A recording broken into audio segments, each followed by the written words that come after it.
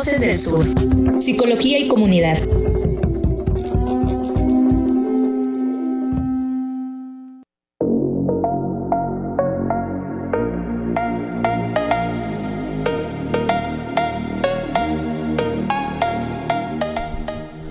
¿Qué tal? ¿Cómo está? Muy buenas tardes. Muy buenas tardes. Les saluda José Luis Roca frente a este micrófono. Pues saludándolo a usted como todos los jueves a partir de las 4 de la tarde. Recuerde usted, estamos en Facebook, Unicax Radio. También estamos en YouTube. Y los teléfonos en cabina, les recuerdo 961-618-1872, 961-125-6658. Y si usted desea enviar mensaje de texto o de voz al 961-284-1398.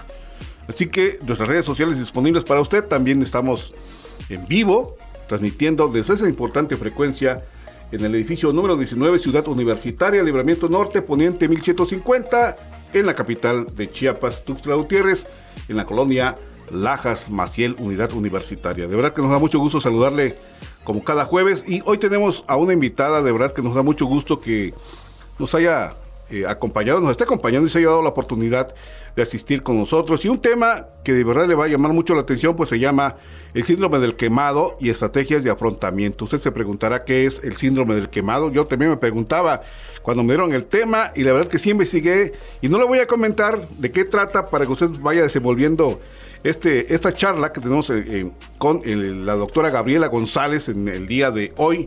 Y de verdad que nos da mucho gusto. Bienvenida al estudio. Buenas tardes y bueno, es un gusto estar aquí. Muchas gracias por la invitación. Al contrario, nos da mucho gusto que estén con nosotros. Y bueno, pues saludamos en nuestro equipo, como siempre. No podemos movernos sin el equipo integrante. A la licenciada Lupita Moreno, en producción Mario Coutinho y por supuesto Eloísa Aguilar en operación técnica, lista y preparada para recibir sus llamadas. Y también nuestras chicas que están atentas a todos los mensajes que usted quiera enviar. Así que con su permiso, iniciamos para escuchar en este momento de qué trata el tema y vayamos perfilando la tarde de hoy.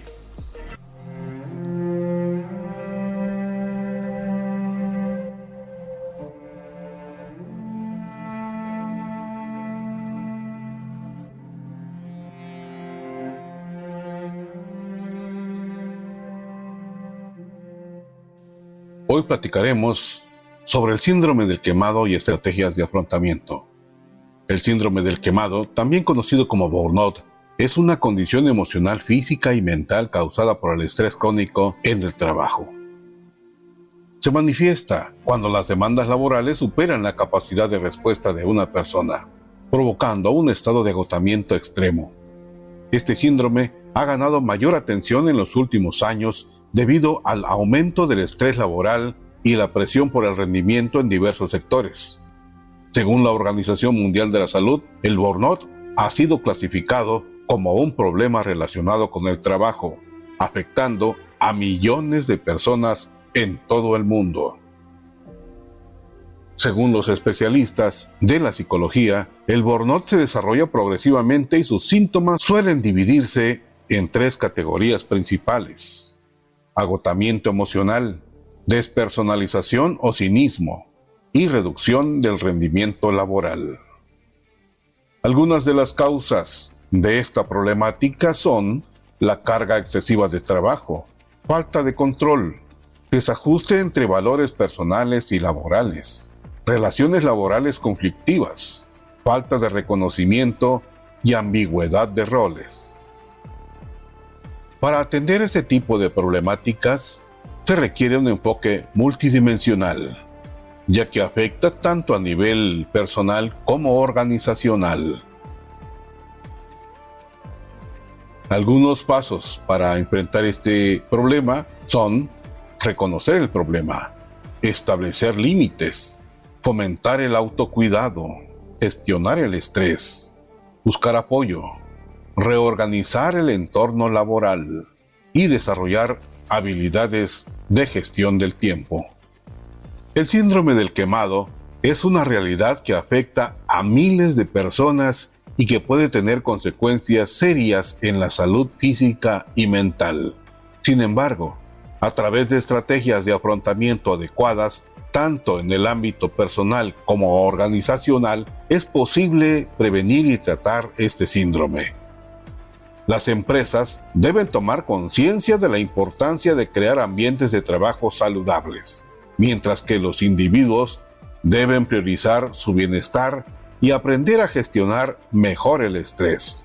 El equilibrio entre la vida laboral y personal es clave para evitar el burnout y mantener una vida plena y satisfactoria.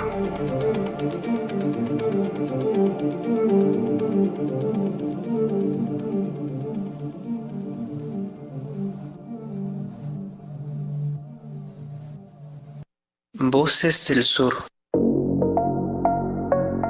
Bueno, pues ahí está un poco respecto a de qué se trata el síndrome del quemado, que no es otra cosa más que el síndrome de burnout y sus estrategias de afrontamiento, y para esto invitamos a la doctora Gabriela González. Gabriela González, quiero decirles, es docente, le adelanto un poquito, es docente de la Universidad de Ciencias y Artes de Chiapas, una persona con mucha experiencia, con mucho conocimiento, con ciencia, con investigación, pero ¿qué le parece si vamos a escuchar un poco respecto a qué ha hecho ella en términos profesionales? Adelante, Eloisa.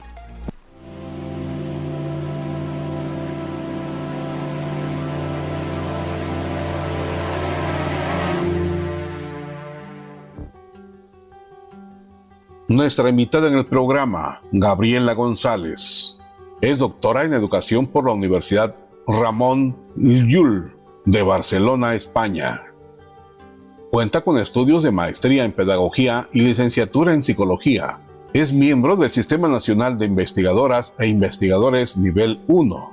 Sus líneas de investigación incluyen la educación de posgrado, la formación del investigador Nobel, la trayectoria profesional docente y la escritura académica. Se especializa en la enseñanza de métodos de investigación y de estrategias de escritura de textos científicos y académicos. Desde el año 2015 ha publicado artículos en revistas de alto factor de impacto. Gabriela González destaca su colaboración como investigadora en el proyecto 1+D+I, la formación del investigador en ciencias sociales, FINS, impulsado por el Ministerio de Economía y Competitividad del Estado español. Actualmente colabora en el Cuerpo Académico Ética y Procesos Educativos de la Universidad Popular Autónoma del Estado de Puebla y en el Grupo de Investigación sobre Identidad y Nuevas Trayectorias Educativas. También participa de manera continua como dictaminadora en revistas indexadas en el ámbito internacional. Actualmente es profesora de la Facultad de Psicología de la Universidad de Ciencias y Artes de Chiapas, UNICACH. Bienvenida, Gabriela González, a Voces del Sur, Psicología y Comunidad.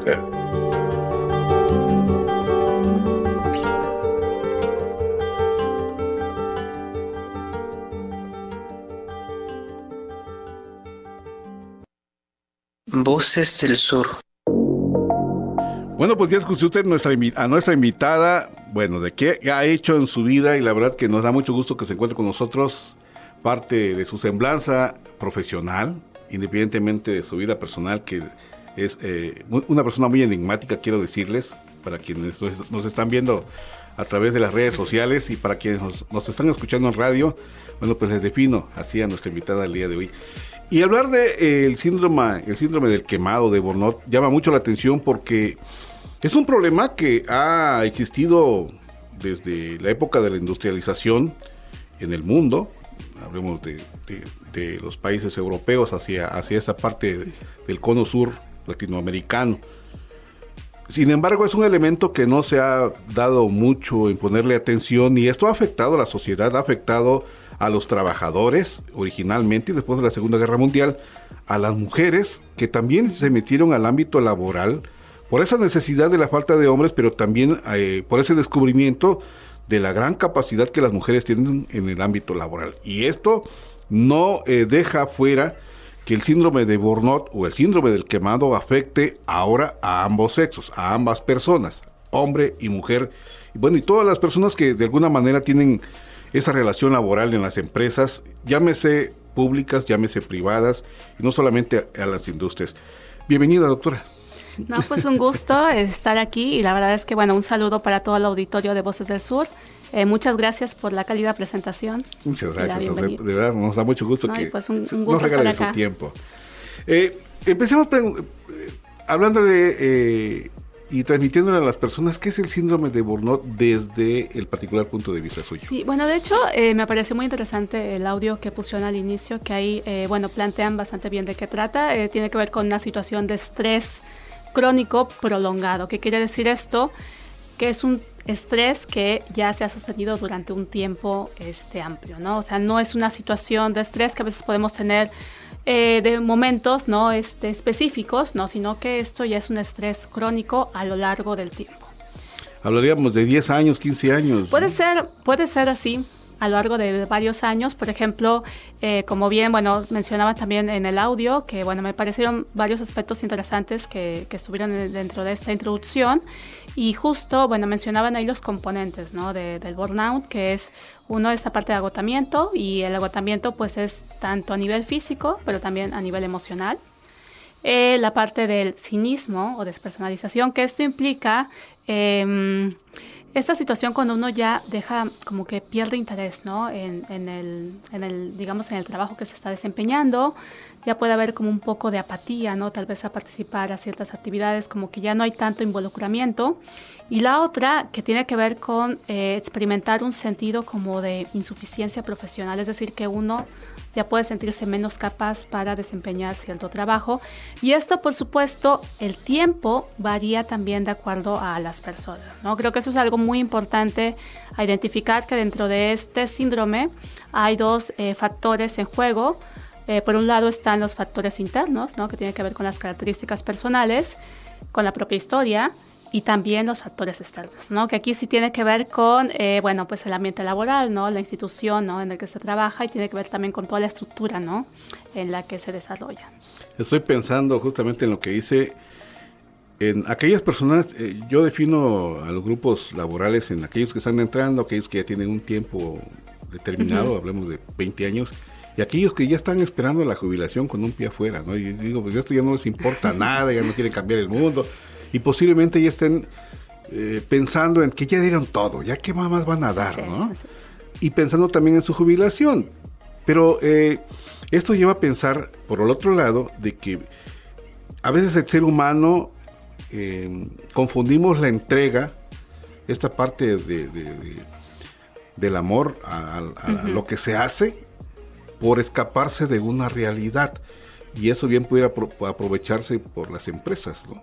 Claro, ¿no? Y de hecho, justo cuando ya se está en esa situación del síndrome de burnout, es cuando también incluso este amor, ¿no? que señalas por el trabajo, se puede ya es un poco difuso, ¿no? Es decir, es tanta la tensión que de alguna manera también uno ya puede dejar de disfrutar lo que se hace, ¿no? Entonces, por eso el síndrome de burnout es como un conjunto de situaciones, ¿no? Que llevan a ese punto en el que uno dice, pues ya es demasiado, ¿no? Ya me siento muy quemado, ¿no? Entonces, no, por eso es algo progresivo, ¿no? Y también es una situación que, por ejemplo, ahora que muchos, sobre todo los que trabajan en el contexto académico, pues ya pronto estará el puente, ¿no? Que son algunos días de descanso, ¿no? De desconecte para otro tipo de actividades. Bueno, cuando alguien ya está con este síndrome de burnout, tener unos días de descanso ya no es suficiente para aliviar este tipo de tensión. Y qué bueno que toque ese tema, doctora, porque, por ejemplo, pues muchos investigadores, académicos, vamos a decirlo así, en términos generales, para no caer de manera específica, se llevan trabajo a su casa. Sí, eso sí. Entonces, esos días de descanso, regularmente, uno tiene que tener esa decisión firme, decir, no toco nada, ¿no? O me voy con mi familia, o me voy con mis amigos, o me voy a la playa, o a pegar el grito, si es que en esa temporada de septiembre, ¿no? Para relajarme. Y algunos se asumen como una protección en el alcohol para olvidarse de las cosas y no hacer absolutamente nada, ¿no? Y algunos otros se relajan, ven programas en televisión o a jugar, o se dedican a caminar por la ciudad o viajan a conocer otros lugares en distintos municipios de la geografía de Chiapas. Sin embargo, la gran mayoría, para avanzar y para escapar, y discúlpeme que insista, para escaparse de la realidad se llevan trabajo. ¿Para quedar bien con quién? Bueno, aquí es algo, Muy importante que, bueno, hay que clarificar. Bueno, por ejemplo, en el mundo de la academia, ¿no? Los que estamos trabajando en academia, en docencia, en investigación, en extensión, vinculación, la verdad es que es algo que es de los 365 días. Yo creo que todos los que estamos ahí, incluso aquellos que están estudiando posgrado, saben que es parte del proceso. Sin embargo, el tema del síndrome de burnout es más bien no tanto la manera, bueno, por supuesto la organización del tiempo es importante, pero sobre todo es cuando la persona ya no disfruta, ¿no? lo que está haciendo, ¿no? Porque es cierto que uno se puede llevar trabajo, por ejemplo, el fin de semana, pero estar muy comprometido, ¿no? Con el proyecto, ¿no? Que se está realizando, con la actividad y disfrutándolo a la vez, aunque puede haber un agotamiento físico, puede ser, pero que eso no impacta en el nivel de involucramiento que hay con la actividad, ¿no? En cambio, en el síndrome de burnout es cuando ni siquiera ya, o sea, digamos, esta situación de involucrarse ya se ha perdido, ¿no? Por eso es muy importante como identificar como un proceso que va, digamos, de manera fases, ¿no? Progresiva, es decir, no es solamente el cansancio que puede haber, sino que involucra otros elementos que ya también tiene que ver con la manera en que uno percibe, ¿no? El propio trabajo, el propio rol, y que incluso uno puede perder como también hasta las ganas, ¿no? De decir, bueno, o cuestionarse, ¿será que soy bueno en este trabajo? ¿Será que estoy haciendo algo en lo que realmente me tengo que dedicar? ¿Será que debería de hacer un cambio, ¿no? Entonces, aquellas personas que ya, digamos, llegan a este límite, ¿no? Pues pueden tener afectaciones importantes a nivel de su salud. Y por otro lado, pues a otros también nos pueden llevar ya a tomar la decisión de cambiar, ¿no? De espacio laboral o incluso cambiar de profesión, ¿no? O renunciar. O renunciar. Por ejemplo, esto también es algo que ya en los últimos años, sobre todo en la última década, se ha estudiado más con los estudiantes de posgrado, ¿no? Que aquí la situación es que vaya el rol que ellos tienen pues no es el mismo que cuando uno ya, digamos, está como empleado, ¿no? De la institución, sino que aquí este síndrome puede afectar y puede ser que ellos ya no completen, ¿no? El programa, ¿no? Para el cual ingresaron, ¿no? Por diferentes situaciones, y sobre todo algo que tiene que ver con este tema que mencionaba del tiempo, puede ser como esta imposibilidad o digamos, situación de no, o dificultad de poder conciliar las actividades laborales, ¿no?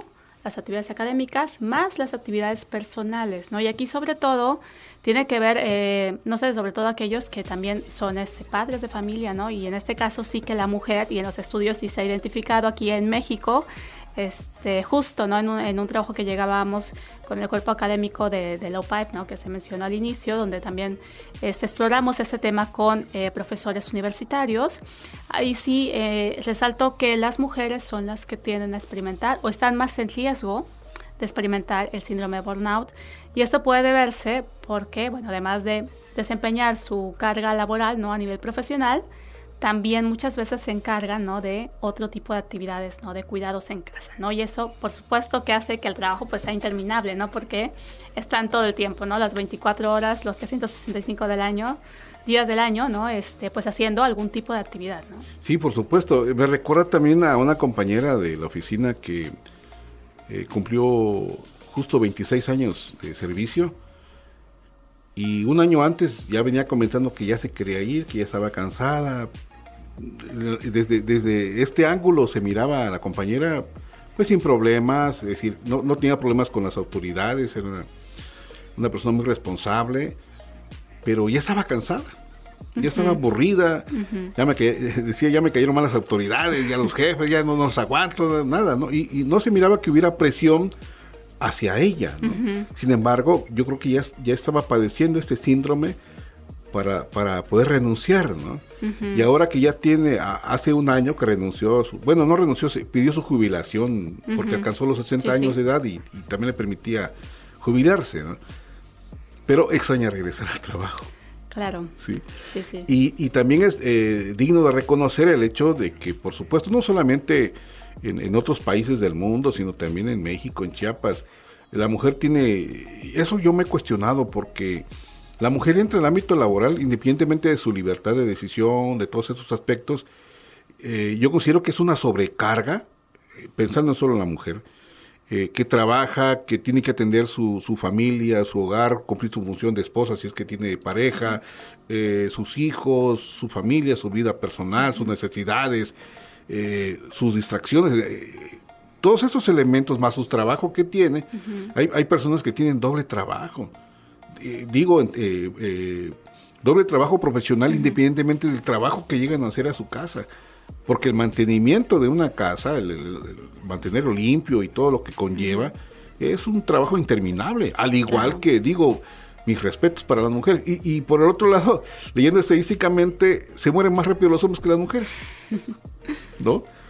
Y llevan más actividades de presión, incluso las mujeres, y de violencia. Sí, claro, ¿no? Que eso ya sería otro tema mucho sí, más por complejo. Supuesto, pero es parte de estos elementos. Que de hecho hay algunos estudios justo que han mencionado este tema, que mencionó, que de las diferencias entre lo que sucede o la manera en que lo manejan los hombres, ¿no? Y las mujeres, que encontraron, y esto me pareció muy curioso, que mucha más facilidad para que los hombres tomen distancia del trabajo, es decir, que cuando tengan los tiempos de descanso, realmente los aprovechen y tomen distancia del trabajo, y las mujeres no. O sea, parece que las mujeres siempre están como trabajando todo el tiempo, ¿no? Y yo creo que a veces, tal vez algunos, se identificarán, ¿no? Que están haciendo listas, ¿no? Por ejemplo, hay que comprar esto en la casa y que no sé qué. Y entonces siempre se están haciendo listas de manera continua, ¿no? Y aquí, el tema entonces de burnout es cuando justo ya se ha estado como mucho tiempo, ¿no? En esta situación de agotamiento, ¿no? Ya incluso que ya es un agotamiento tal que ya he perdido el interés, en este caso, por lo que se está haciendo a nivel profesional, ¿no? Y que incluso esto, por ejemplo, a nivel académico es muy importante, porque pensemos que hay un docente que ya ha perdido este interés, ¿no? En lo que hace en su trabajo. Esto, por supuesto, que impacta en la manera que acompaña a los estudiantes y en el aprendizaje, ¿no? Que esté favoreciendo con los estudiantes. Entonces, realmente, no atender este tipo de situaciones sí que es una bola de nieve, ¿no? Y va impactando en muchos, digamos, todos los espacios, ¿no? En los que se participan, ¿no? Que eso es algo que es importante considerar y que, como mencionaba, al inicio, hay factores internos, pero también están los factores contextuales, ¿no? Y aquí sí que es muy importante la manera que se establece o no una interacción con el ambiente laboral, es decir, si realmente uno identifica que hay personas o grupos de apoyo, ¿no? De alguna manera que me den algún tipo de soporte, porque es muy diferente afrontar situaciones sintiéndose solo o sola, a cuando hay una comunidad, ¿no? De por medio dando algún tipo de soporte. Sí, por supuesto. Y esto nos lleva a preguntarnos, por ejemplo, si hablamos de académicos, necesariamente tenemos que hablar de los distintos campus, de las distintas líneas, ¿no? Sí. ¿Cuáles son las especialidades que más padecen ese tipo de problemática? Si se pudiera determinar así. Bueno, para esto sí que sí se tendrían que hacer como estudios específicos. Bueno, nosotros la investigación que realizamos, que fue entre 2019 y 2020, fue con docentes en su mayoría de las ciencias sociales y humanidades. Ya habían algunos docentes de ciencias biológicas, por ejemplo, ¿no? Ahí, por ejemplo, sí que identificamos que los docentes de ciencias biológicas reportaban que ellos, por ejemplo, trabajaban más de manera individual que en el caso, por ejemplo, de los docentes de ciencias sociales y humanidades, ¿no? Entonces, eso sí que también, uno tendría que ir identificando cuáles son como la cultura, ¿no? Disciplinar, incluso en la propia institución, de qué manera o no se está favoreciendo estos trabajos colaborativos, ¿no? O el sentido de las comunidades de práctica. Aquí yo creo que sería como muy aventurado decir estas ciencias, ¿no? O estas disciplinas prevalecen más, sino que habría que ver también cuál es la cultura, ¿no? Disciplinar que se está manejando, y ahí sí que también impacta mucho la cultura institucional, ¿no? También la institución cómo está acompañando o proporciona o no algún tipo de recurso que apoye justamente a sus docentes. Esto nos lleva a la siguiente pregunta, doctora. Para quienes nos acaban de sintonizar, permítame, estamos platicando con la doctora Gabriela González, justamente de el síndrome del quemado. Y si hablamos de factores externos en el ámbito de la mujer en las academias, ¿cuáles serían estos impactos que ellas predisponen para sufrir el síndrome del quemado o de burnout? Bueno, en este caso, no es que algo, digamos, ya esté como predispuesto. Yo creo que en este caso, tanto hombres como mujeres, no estamos como pensando, voy a hacer esto, ¿no? Para no llegar al síndrome del quemado. Yo creo que eso es algo que muchas veces cuando se llega ahí es porque pues más bien pasó como fuera del radar, ¿no? O sea, no se puso atención, no se dio cuenta hasta que ya se llegó al límite, ¿no? Pero sí que una de las situaciones, que eso ya también tiene que ver con la manera en que se afronta, es, bueno, identificar también qué población o qué grupos podrían estar en riesgo. Y ahí sí que la institución tendría o debe desempeñar un papel importante, ¿no? En donde también identificar, no solamente pensar en las personas que ya están con el síndrome de burnout, sino más bien en aquellos que también están en riesgo de padecerlo, ¿no? Justo para generar estrategias de prevención, porque bueno, con los otros ya puede ser directamente intervención, o incluso pueden ser personas que ya han dejado la institución, ¿no? Por la misma situación, sí, ¿no? Y que no se logra la retención. Claro, y que creo que es lo que más resulta, ¿no?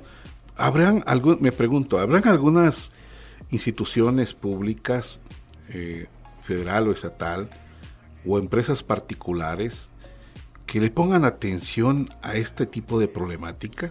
Sí, yo creo que esa es una pregunta que tenemos todos y yo creo que podríamos lanzar, bueno, al público, ¿no? Porque aquí también tendría que ver de qué manera o qué estrategias está utilizando uno para identificar esta situación y otro, bueno, para proporcionar acompañamiento, ¿no? Que yo creo que el primer punto es identificarlo, ¿no? Que justo la investigación en el tema es precisamente para, como de alguna manera, darle voz, ¿no? A este tipo de situaciones, no visibilizar este tipo de fenómenos y por supuesto que se pueda tomar conciencia, ¿no? De la importancia de esta situación que, bueno, pues hay que cuidar, ¿no? También en este caso, bueno, a la comunidad académica, ¿no? Que al final de cuentas son el corazón, ¿no? En este caso de las universidades, de los centros de investigación. Y regresando a lo que mencionaba, bueno, con el tema de las mujeres, bueno, aquí también habría que pensar, y esto es algo muy importante, también en identificar los diferentes roles, ¿no? Y en esto tanto hombres como mujeres que se pueden jugar, ¿no? Uno, por ejemplo, pues puede ser profesor universitario, ¿no? Además ser investigador, además ser conductor de un programa de radio, además puede ser padre, puede ser hijo, puede ser nieto, y además puedo tener otras actividades, entonces son un sinfín, ¿no? De situaciones y habría que ver cómo se está estableciendo un balance o si de alguna manera también uno está llegando a conciliar, ¿no? Todas las actividades, porque también una de las situaciones que genera este síndrome es cuando también ya, bueno, las personas pueden sentir o uno puede identificar que no se están logrando estas metas personales y profesionales que se tenían planeadas, ¿no? O sea, es decir, que yo tenía un proyecto y que no lo estoy alcanzando, ¿no? Y que veo que no va a ser posible alcanzarlo, ¿no? Y eso, por supuesto, es algo que genera, pues, también un estado de desánimo, ¿no? De frustración y, por supuesto, que afecta tanto el bienestar personal y el bienestar profesional también. Puede llevar en un momento determinado que una institución pública diga, bueno, pues te sientes mal, ve con el médico, ¿no? Ve al ISSSTE, al Seguro Social o a donde corresponda, ¿no? Porque difícilmente van a pagar médicos particulares, ¿no? Sin embargo, o a una empresa privada, igual no te van a pagar médicos, pero yo creo que de esa manera pudiera lavarse las manos la institución pública o privada en el caso de que un trabajador manifieste no solamente el síndrome del cansancio, sino también lo manifieste a través de padecimientos físicos, padecimientos fisiológicos, ¿no? Y eso puede, de alguna manera, no solamente afectar al trabajador, sino también a la productividad de la institución pública o privada. Claro, que de hecho, en muchos casos, que esto es algo también importante, o sea, no se verbaliza directamente, o sea, uno no dice directamente ya llegué, ¿no? Al límite, sino que es justo a través, ¿no? De otras situaciones como padecimientos, ¿no? Algún padecimiento médico, ¿no? También incluso puede ser que la gente empiece a faltar, ¿no?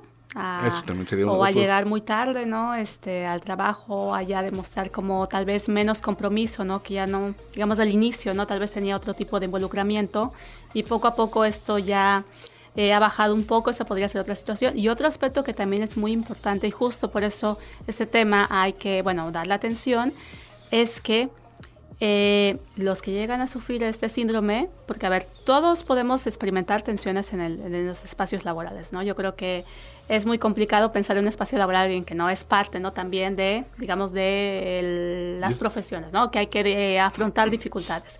Pero justo el punto aquí es las estrategias de afrontamiento, la manera que afronto la situación.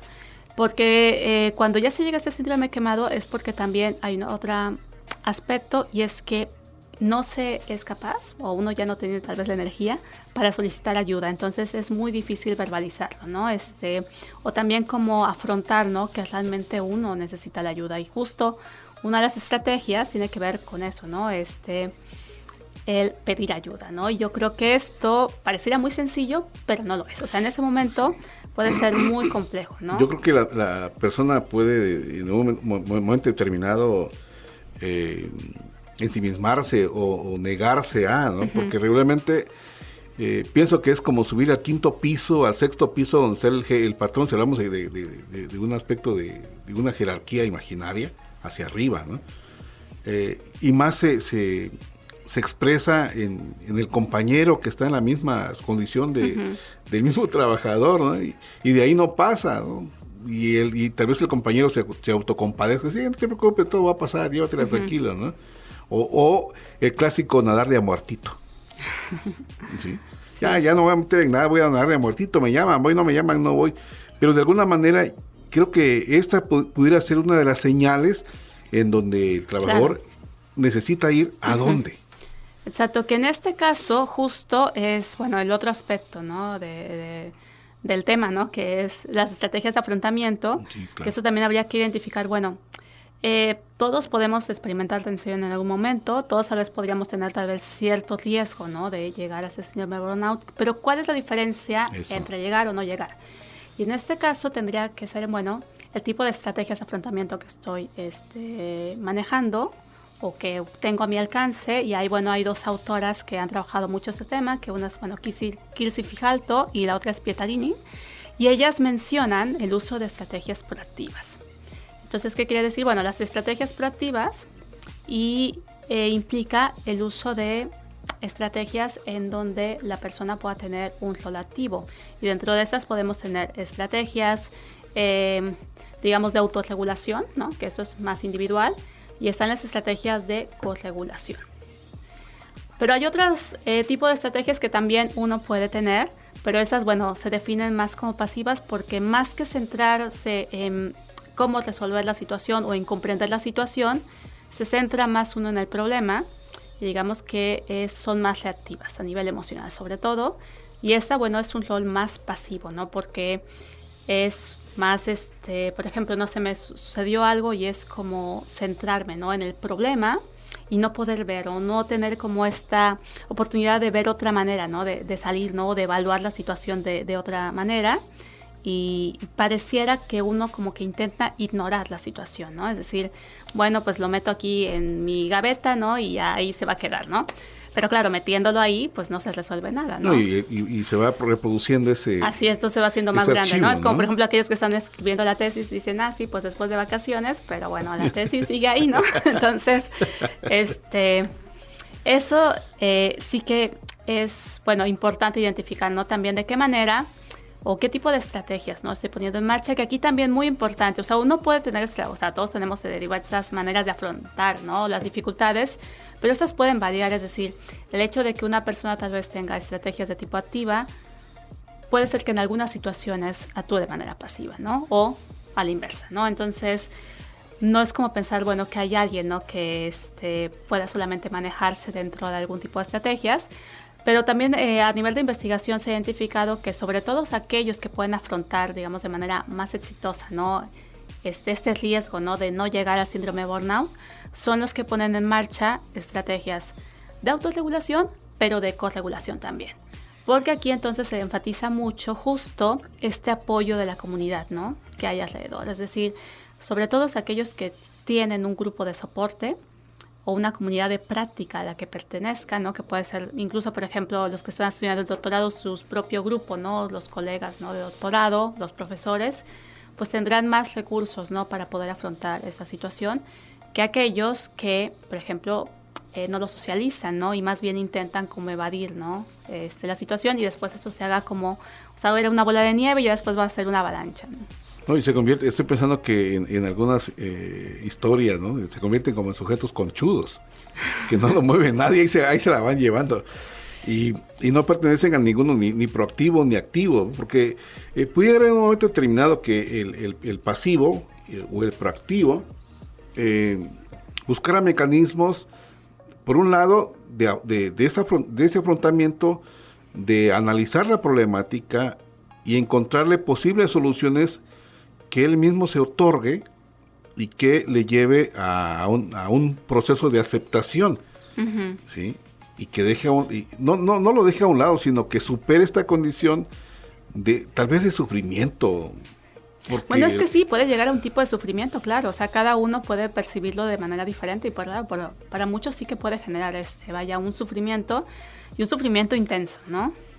Que justo por ello cuando se llega ahí es como más complejo porque no se socializó con alguien más, ¿no? Entonces, no es que no sea posible, por supuesto, uno puede afrontar o revertir la situación, pero puede ser un poco más complejo, ¿no? Justo porque ya se llegó, digamos, como al límite, ¿no? De todo, y entonces ya necesita otro tipo de intervención.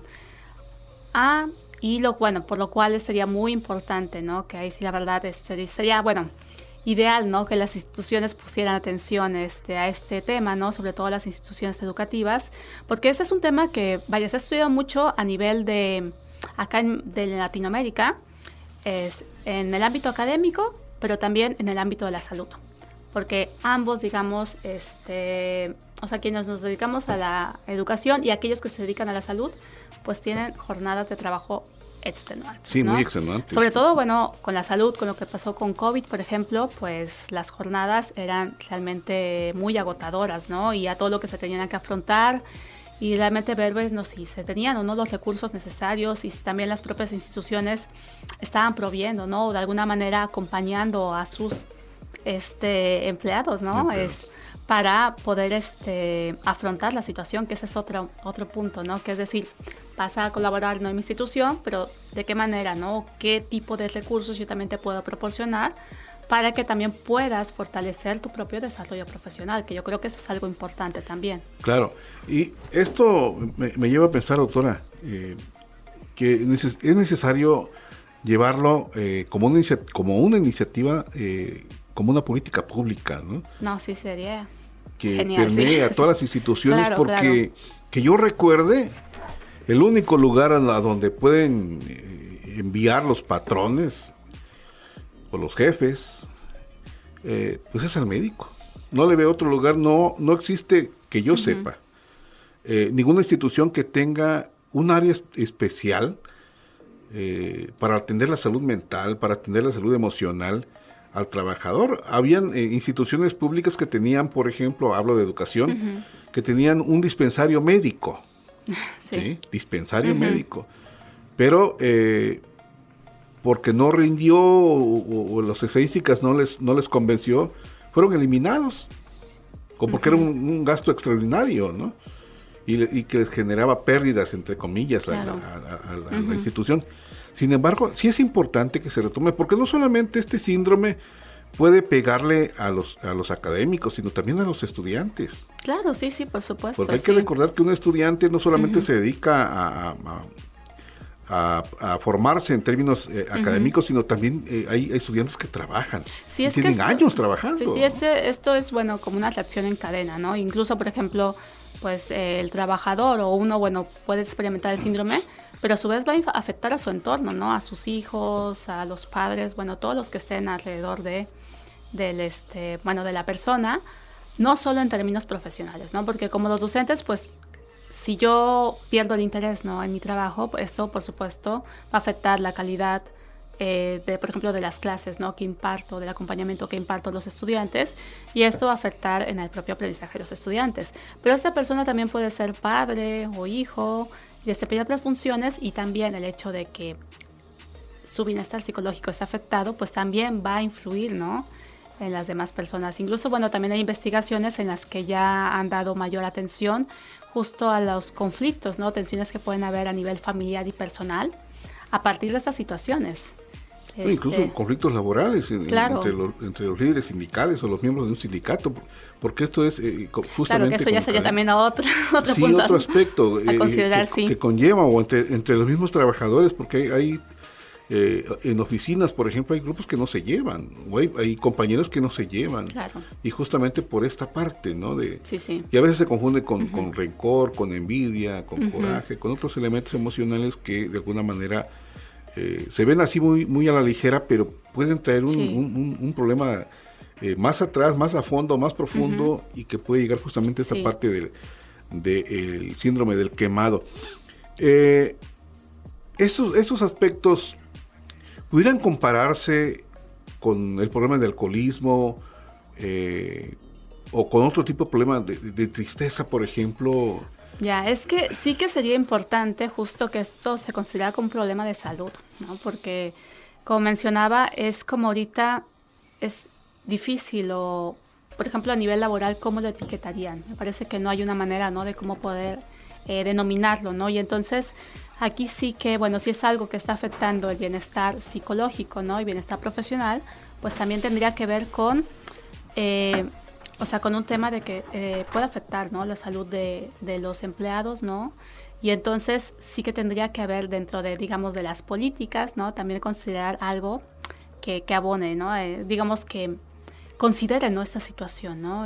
Que yo creo que ahí sí todavía, aún faltan, ¿no?, cosas que hacer, y definitivamente, como mencionaba, o sea, no hay que olvidar que esto están involucrados factores individuales, pero están los factores contextuales que tienen un papel muy importante, y dentro de esto tiene que ver entonces considerar ya a nivel estructural, ¿no?, la institución, pero también las propias políticas, ¿no?, regionales, locales, nacionales, ¿no?, en cuanto al tema laboral. Por supuesto, y eso lleva a pensar, doctora, que a veces el patrón, o el que está fungiendo como jefe, o fingiendo como tal, se deshumaniza, ¿no? Y trata de explotar al máximo a su personal, o al personal que le tocó tenerlo a su mando, o bajo su mando, y que a veces es un sujeto que ni siquiera conocen, o es un sujeto que no tiene ni la experiencia ni el conocimiento para conducir una institución. Claro. Y de esos hay bastantes, no vamos a mencionar nombres, pero y esto sale a colación porque le agradecemos infinitamente sus llamadas telefónicas, sus mensajes, y nos habló por teléfono Eliseo Guillén. Dice, tiene una demanda con su centro de trabajo, y él pregunta para nuestra invitada, ¿cómo se puede demostrar con un diagnóstico real que se sufre este síndrome, el síndrome del quemado? Bueno, vaya, esto sí que es complejo, pero aquí tendría que vincularse, porque justo es lo que le mencionaba, ¿no?, que es algo que desafortunadamente aún no, por ejemplo, no lo plantean como un diagnóstico como la depresión, ¿no?, o la ansiedad o algún otro, ¿no?, de estas situaciones. Aquí tendría que acompañarse tal vez a través de una valoración psicológica, pero también tendría que, porque a nivel médico todavía no es algo que se tenga como registrado, ¿no? Incluso, por ejemplo, nosotros la manera de identificar, ¿no?, el nivel, digamos, de burnout, pues es a través de investigación, ¿no?, y a través de algunas escalas que hay, ¿no?, y a partir de ello entonces se hace esta identificación.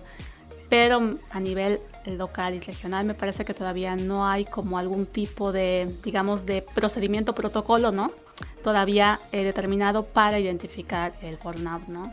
Yo creo que ese es un llamado también a los investigadores, a los dedicados a elaborar las escalas, adecuarlas al contexto, porque también no podemos aplicar una escala de España. Por supuesto, sí, que es algo que a un chiapaneco, ¿no? Pues totalmente un contexto Sí. diferente, cultura, idea, idiosincrasia. Pero sí sería interesante porque, por ejemplo, este es un gran vacío. Sí, claro que sí. Un gran vacío que afecta a un sinnúmero de personas, hombres, mujeres, trabajadores, conchudos y no conchudos, ¿no? Y es que también, a ver, el síndrome también se puede desarrollar por dos situaciones. Uno puede ser que el más común yo creo que es la sobrecarga de actividades, en donde las actividades y las demandas son tan altas, ¿no?, que los recursos de la persona no dan, ¿no?, para poder responder. Pero otra situación también puede ser que el tipo de demandas que le están solicitando en su trabajo no se ajusten, digamos, a las competencias del trabajador, es decir, que de alguna manera piense, pues yo podría hacer más, ¿no?, y lo que me están dando, pues hasta me está pareciendo un poco aburrido, ¿no? a mí me gustaría tener otro tipo de actividad que fuera más desafiante. O sea que pueden ser estas dos situaciones, ¿no? Estar en un espacio en el que saturan tanto que ya no se puede más, y estar en otro espacio en que de alguna manera no consideran las competencias, ¿no?, de la persona o las habilidades que pueda tener para que pueda seguir potenciando el propio desarrollo profesional, ¿no? Y parece que lo tienen como ahí en pausa, ¿no? Rezagado, marginado, sí, exacto, ahí abajo de las escaleras, no sé a quién me recuerda, pero estos elementos también tienen mucho que ver en el perfilamiento, pero dentro del perfilamiento hay personas que les gusta más trabajar en campo, andar en la calle, andar claro. Haciendo actividades de campo. No hablo del campo agrario, no hablo de campo general. Y aquellas personas que les gusta estar sentadas en su silla y haciendo trabajos, digámoslo, de oficinista, ¿no? En cuestiones administrativas y todo este rollo. Y de alguna manera, ¿cómo podemos orientar al patrón y decirle, bueno, es que si tú tienes un trabajador con más de 20 años, sería interesante, ¿sí?, que te fijaras en esas personas y veas su recorrido laboral, claro, y veas su función, su desarrollo, su productividad, y a partir de esto empezar a considerar si es necesario un cambio, preguntarle, acercarse con esa persona y platicar. Yo creo que el diálogo es muy importante. Claro, y además, pero es que es un conjunto, porque bueno, uno también puede ser que el jefe tenga esta disponibilidad, ¿no?, esta disposición a hacerlo, pero otro también están, digamos, como las normas, ¿no?, laborales de promoción, que puede ser que las sean que no permitan, ¿no?, estas promociones, ¿no? Entonces, es como una revisión, también a nivel estructural, no solamente de las personas, ¿no?, que están desempeñando los puestos, sino también de las propias reglas, ¿no?, y los protocolos, ¿no?, que también maneja la institución para justo permitir la promoción, ¿no?, o el desarrollo profesional de sus empleados. Y si hablamos de promoción, estoy pensando y fantaseando al mismo tiempo, doctora, discúlpeme auditorio, pero si nos pusiéramos a hacer un sondeo, un cuestionario al auditorio en este momento y le preguntáramos, oiga, en términos laborales, ¿qué desea usted primero, su salario o su salud mental?, ¿no? Yo creo que un gran porcentaje se iría por el salario, más que en la salud mental, ¿no? Aunque yo trabaje 3 veces más, pero que me suban el sueldo. Pero entonces ahí pensaríamos, bueno, ¿qué tipo de filosofía, ¿no?, tiene esta institución, ¿no?, que está planteando estas dos preguntas, ¿no? Porque es que el bienestar psicológico no es algo que tendría que elegirse, o sea, tendría que ser un derecho ya. O sea, no tendría que decirle, bueno, es que es responsabilidad, ¿no?, del empleado, ¿no?, que la tenga, claro, ¿no?, sino tendría que ser ya parte de sus derechos. Doctora, y en términos de investigación, porque el tiempo se nos va, de veras, como entre los dedos, ¿qué elementos tiene usted en sus manos que nos pueda comentar respecto a esta problemática en términos reales, ¿no? Bueno, le mencionaba que tuvimos investigación, fueron con docentes universitarios de Puebla, que fue un número importante, fueron más de 300 docentes, y con los cuales se identificó que al menos un 46%, ¿no?, presentaba un perfil medio de riesgo al burnout. Es decir, todavía no estaban teniendo el síndrome, pero estaban en un riesgo considerable, ¿no? Y justo a partir de eso, pues ya nos interesamos en comprender cuáles eran las situaciones, ¿no?, que generaban esta situación, ¿no?, o la manera en que los afrontaban. Y ahorita estamos, justo concluyendo la segunda parte de la investigación, en la que tiene que ver con explorar cuáles son estos eventos, ¿no?, situaciones que en este caso los docentes universitarios perciben, ¿no?, con mayor tensión, y que les puede, digamos, como disparar, ¿no?, esta situación de ir presentando mayores niveles de riesgo, no todavía el síndrome de burnout, sino niveles de riesgo. Y lo otro, por supuesto, la manera de afrontarlo, ¿no?, que eso fue uno de los resultados, la verdad, bastante satisfactorios, ¿no?, identificar que sí, que el uso de estrategias proactivas sí que nos ayudan a combatir el síndrome de burnout, y que en este caso sí que es muy importante la autorregulación que uno pueda tener, pero también promover más la corregulación, ¿no?, esta interacción social, el trabajo en comunidades de práctica, de aprendizaje, para poder afrontar esta situación. Y esperemos también pronto llevar a cabo también un proyecto similar ya acá en la UNICACH, ¿no? Pero eso ya se lo comentaré más. Por supuesto. En la próxima, sí. Este estudio es suyo. Sí. En 5 elementos, ¿puede usted indicarnos esas aproximaciones que tuvieron con los docentes de Puebla para determinar esta problemática que ellos presentaban en el síndrome del quemado? Sí, bueno, justo lo que mayor salía la situación, bueno, digamos los rasgos más elevados era, bueno, en la parte de agotamiento, ¿no? Que incluía agotamiento emocional. El otro tenía que ver con esta ya falta de interés en el trabajo, o sea, como que ya demostraban cierta apatía, ¿no? Hacia lo que realizaban, ya estaban como cansados, ¿no? De lo que les pedían. Y lo otro tenía que ver con algunos ya empezaban como a verse poco competentes para desempeñar algunas actividades, ¿no? Y eso sobre todo pasaba, por ejemplo, cuando porque no solamente tenía que ver con la institución, sino también la interacción con los estudiantes, ¿no? Que los estudiantes mencionaban que ya no querían ir a clases, ¿no? Que simplemente no asistían, ¿no? Entonces esta situación pues también iba afectando, ¿no? El ánimo de los docentes y en algunos casos pues sí llevarlos a cuestionarse si realmente contaban con las competencias, ¿no? O si las competencias que tenían eran suficientes para afrontar la situación, ¿no? ¿Tomaron en cuenta la edad y la antigüedad en el servicio? Sí. Y aquí también otro dato curioso fue que aquellos docentes con más años de experiencia son los que tenían a tener menor riesgo. Y justo aquellos que iban ingresando, que tenían entre 1 a 5 años, son los que eran más propensos a experimentar burnout. También hay que considerar que también muchos de los que también fueron, digamos, participaron en la investigación, pues eran docentes que tal vez tenían que estar en 2 o 3 instituciones a la vez y eso también podría ser mucho más complejo, ¿no? Sí, responder a varios contextos, ¿no? Y a diversas necesidades. Como ya vine vieja, ya muy vieja, ¿no? Casi. Sí. En 3 puntos, doctora, ¿cuáles fueron los elementos de afrontamiento que encontraron ustedes en los docentes universitarios de Puebla? Sí, en esta parte, bueno, sí que hubieron personas que manifestaron este distanciamiento con la situación, es decir, como esta negación, ¿no? Es decir, sobre todo esto con situaciones que tenían que ver con aspectos institucionales, ¿no? Por ejemplo, pues ya, pues así es aquí, ¿no? Aquí, así es, ¿no? Entonces, aunque yo lo intente, las cosas no van a cambiar. Entonces, ahí teníamos esta situación pasiva, porque la situación es que el malestar seguía ahí, ¿no? Pero de alguna manera, pues ya habían llegado como a esta situación de aceptar, ¿no? Como una aceptación de no va a cambiar, la situación va a seguir. El problema es que esto o sea, si esto se tiene bastante tiempo, o varios, en este caso puede ser varios años, esto pues ya puede explotar, ¿no? Y conducir justamente al burnout, ¿no? Y por otro lado estaban los docentes que manifestaban justo el uso de las estrategias de autorregulación combinadas con las de corregulación, ¿no? El hecho de participar en cuerpos académicos, grupos de investigación o incluso en otros grupos, bueno, docentes que iban generando, sí que les brindaba otro tipo de acompañamiento, ¿no? Y entonces, esto sí que es un punto muy importante, yo creo que hay que promover porque en las universidades sí que yo creo que la mayoría de las instituciones se preocupa por proporcionar acompañamiento a sus estudiantes, pero también los docentes lo necesitan. Claro, por supuesto. Entonces, también es muy importante, ¿no? Ir generando estos espacios. Incluso hay docentes que tal vez no buscan, ¿no? Socialización porque tal vez no están acostumbrados a hacerlo, ¿no? Y se cierran, ¿no? Y podrían, exacto. Doctora, ¿cómo concluiría usted el tema de esta tarde?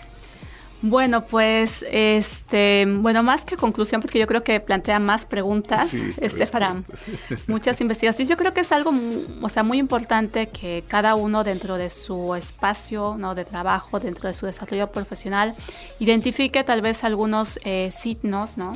Que puedan ir denotando algunos de los aspectos que hemos comentado el día de hoy.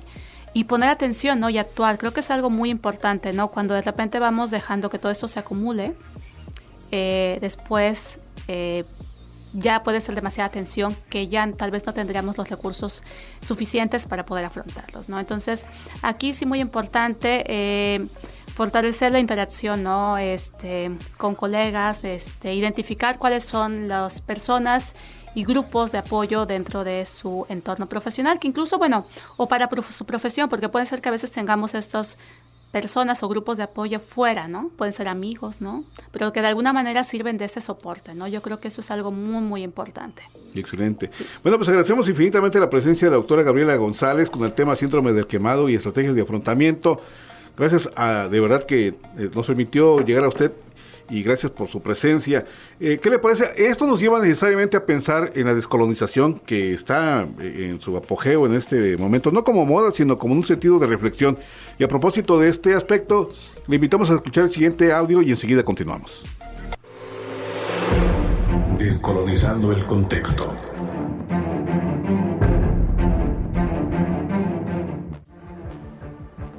El síndrome del quemado, o burnout, se ha convertido en un tema central en el debate sobre la salud laboral en el ámbito global. Sin embargo, la discusión sobre las estrategias de afrontamiento y su relación con el bienestar tiende a estar enmarcada desde una perspectiva occidental, enfocada en soluciones individuales como el autocuidado, la productividad y la autorregulación emocional. Si bien estas estrategias pueden ser efectivas, es crucial ampliar el marco desde el cual entendemos y abordamos el burnout, adoptando una perspectiva descolonial que incluya las realidades y saberes de las comunidades que tradicionalmente han sido marginalizadas. El síndrome de burnout no es exclusivo de las sociedades industrializadas de Occidente. Afecta a trabajadores de todo el mundo, desde empleados en fábricas textiles en Asia hasta comunidades agrícolas en América Latina. No obstante, las dinámicas de explotación laboral que llevan al agotamiento y a la despersonalización están, en muchos casos, vinculados a legados coloniales de explotación de recursos humanos y naturales. El modelo económico neoliberal global, con raíces en la colonización, sigue imponiendo ritmos laborales deshumanizantes que exigen una productividad extrema, sin considerar el impacto sobre el bienestar emocional, cultural y física de los trabajadores. En este contexto, abordar el síndrome del quemado desde una perspectiva descolonial implica reconocer que el burnout no es solo un problema individual, sino un síntoma de sistemas económicos y laborales opresivos, diseñados para maximizar la explotación, en especial en el sur global. Las soluciones, por tanto, no pueden centrarse únicamente en la resiliencia personal, sino en la transformación estructural de estos sistemas. Para descolonizar las estrategias de afrontamiento del burnout, debemos replantear cómo entendemos el bienestar y el trabajo, integrando saberes y prácticas tradicionales que han sido desplazadas por la visión occidental dominante. Estas son algunas aproximaciones claves. 1. El enfoque individualista en la lucha contra el burnout, centrado en la meditación, el ejercicio, las técnicas de manejo del tiempo, ignora que en muchas culturas el bienestar es un fenómeno colectivo. Comunidades originarias y afrodescendientes, por ejemplo, conciben la vida como un equilibrio entre el ser humano, la naturaleza y el colectivo. El apoyo mutuo, las relaciones interpersonales y la pertenencia a una comunidad no solo ayudan a prevenir el burnout, sino que también crean redes de resistencia y solidaridad. 2. Las culturas originarias han enfatizado durante siglos la importancia de vivir en armonía con la tierra. El modelo de trabajo extractivistas que lleva al agotamiento y el burnout están directamente vinculados con la desconexión de los ciclos naturales. La incorporación de prácticas como el agroecoturismo, el respeto a los ciclos de la naturaleza y la integración de jornadas laborales sostenibles basadas en los ritmos naturales pueden servir como estrategias tanto para la salud individual como para la salud planetaria. 3. El concepto de tiempo como un recurso que debe ser gestionado es una construcción capitalista. En muchas culturas ancestrales, el tiempo es cíclico, flexible y está profundamente conectado con las dinámicas sociales y espirituales de la comunidad. Recuperar estas nociones implica romper con la obsesión occidental por la productividad y permitirnos concebir el trabajo y el descanso de formas que estén alineadas con las necesidades humanas reales. 4. Por muchas comunidades originarias, la sanación del cuerpo y el alma está ligada a la espiritualidad y la conexión con los antepasados. En lugar de ver el burnout como un problema médico o psicológico aislado, se le puede abordar mediante prácticas espirituales colectivas, rituales y la restauración de la relación con lo sagrado. Este enfoque ofrece una alternativa a las soluciones clínicas, que suelen estar enfocadas en intervenciones farmacológicas o terapias individualistas. 5. La descolonización del burnout no solo significa cambiar cómo afrontamos el agotamiento personal, sino también rediseñar las estructuras laborales que lo producen.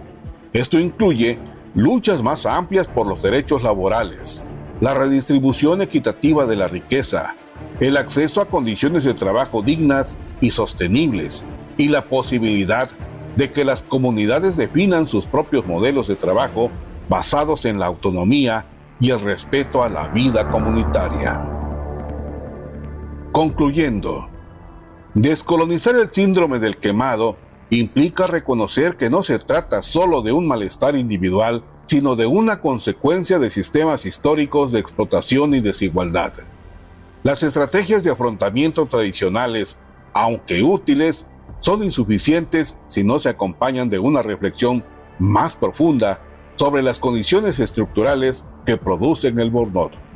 El verdadero cambio vendrá cuando las comunidades y los individuos puedan recuperar sus formas de trabajo y vida en armonía con su entorno, y donde el bienestar colectivo y el respeto por la vida prevalezcan sobre la lógica del agotamiento productivo. Solo entonces podremos realmente hacer frente al síndrome del quemado de una manera que sea justa, equitativa y sostenible para todos.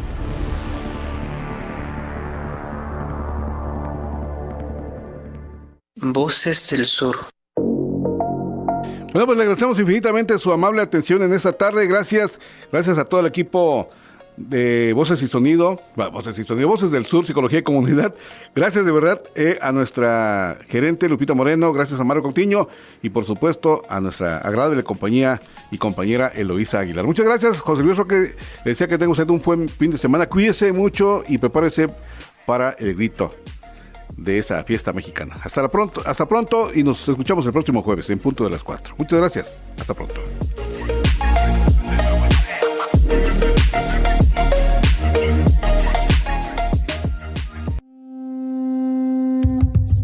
Voces del Sur, Psicología y Comunidad es una producción de la Facultad de Ciencias Humanas y Sociales en coordinación con la XHU